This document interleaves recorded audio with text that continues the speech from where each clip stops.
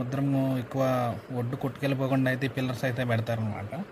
So ఇప్పుడైతే vehicle వెళ్ళడానికి అయితే లేదు, బై వాక్ అయితే వెళ్ళాను వాటర్ వల్ల. సో ఇదంతా పోర్ట్ ఏరియా అనమాట.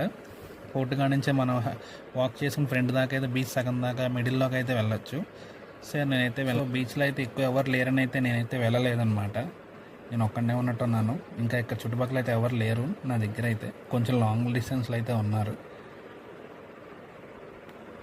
సో బీచ్ అంతా అయితే రష్ అయితే లేదు, ఖాళీగా ఉంది బీచ్ అయితే. ప్రజెంట్ అయితే ఎవరు లేరు. ఇవాళ సండే కూడా కాదు కాబట్టి సండే అయితే ఎక్కువ మంది వస్తారంట ఈ సైడు.